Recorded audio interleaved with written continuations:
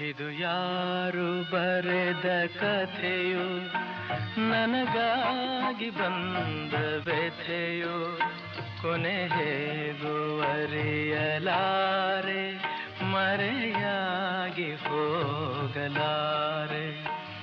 ಇದು ಯಾರು ಬರೆದ ಕಥೆಯೋ, ನನಗಾಗಿ ಬಂದ ವ್ಯಥೆಯೋ, ಕೊನೆ ಹೇಗೂ ಅರಿಯಲಾರೆ, ಮರೆಯಾಗಿ ಹೋಗಲಾರೆ.